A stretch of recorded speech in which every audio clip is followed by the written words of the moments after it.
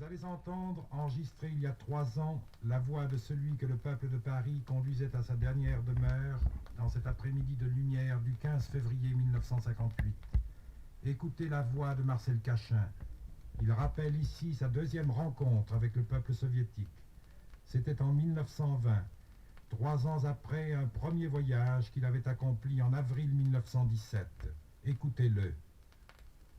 C'est l'unanimité du parti socialiste français d'alors qui nous désigna, Frossard et moi, au fin d'une enquête en Russie. La révolution russe avait déjà conquis une popularité extrêmement importante en France.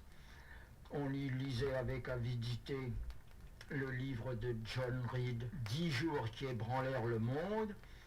Et dans ce vieux pays de la Révolution en France, il est certain que le peuple tout entier était d'instinct attiré invinciblement vers la défense de cette révolution nouvelle qui réalisait d'ailleurs une grande partie de ses aspirations propres. C'est donc l'unanimité du Parti socialiste d'alors qui nous délégua. Il n'y eut pas une seule réserve, ni sur le but général de notre mission, ni sur la manière dont nous devions mener notre enquête. J'arrive dans la Russie avec Frossard, et tout de suite, nous sommes plongés dans les suites immédiates de la révolution. Une révolution, vous comprenez bien, entraîne avec elle des incidents extrêmement durs et profonds.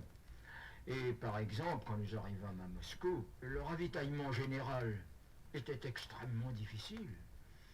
On était en pleine guerre civile depuis plusieurs années. Mais je dois dire que tout l'ensemble du pays, tout le monde était favorable à la révolution.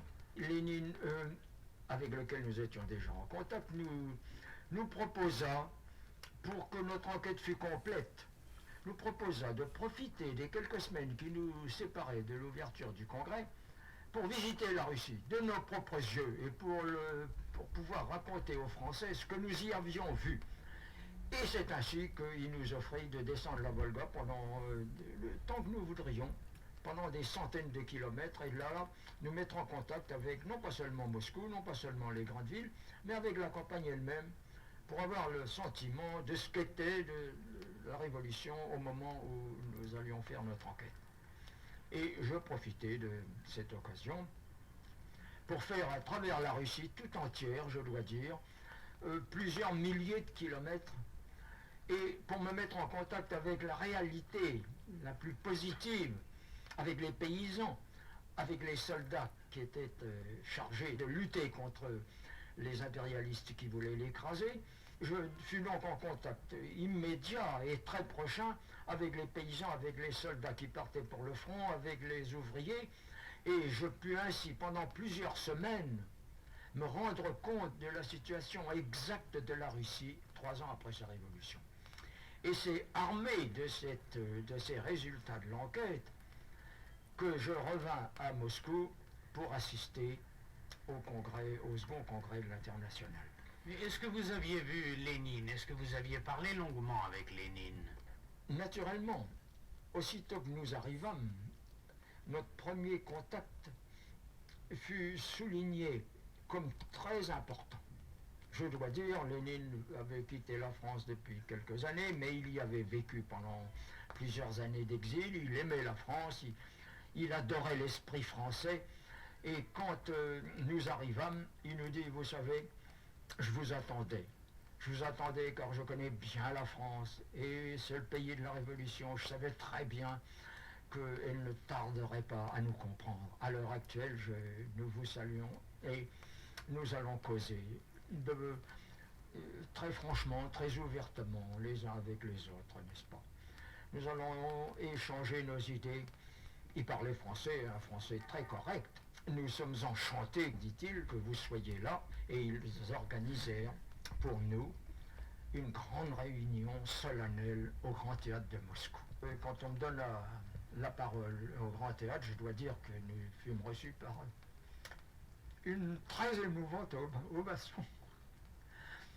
Et à partir dès les premiers moments, n'est-ce pas, nous convînmes que nous nous réunirions très fréquemment. Nous nous sommes réunis probablement avec la direction générale de l'Internationale communiste d'alors. Nous nous sommes réunis, je dirais, au moins 7 à 8 fois. 7 à 8 fois dans des conversations très prolongées de jour et de nuit. Et que nous avons là, très franchement, abordé les problèmes que nous avions à résoudre. Si bien que notre séjour se prolongeait. Chaque jour, nous apprenait quelque chose de neuf sur la Révolution, ses épisodes, ses difficultés, ses succès, et que nous étions passionnés de plus en plus par notre contact direct, immédiat, avec la Révolution en pleine transformation, en pleine avance. En particulier, nous devions revenir, ne soupçonnant pas que le Congrès aurait été retardé, nous devions revenir très rapidement en France. Nous devions revenir vers le 14 juillet. Oui, il y avait un conseil national du Parti socialiste. Du Parti socialiste.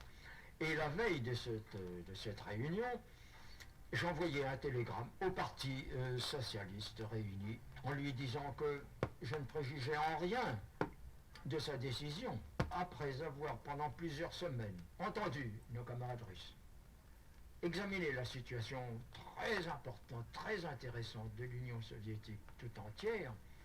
J'étais personnellement d'avis que le parti acceptasse de rentrer dans l'Internationale communiste, que j'étais, moi, personnellement, partisan de l'adhésion.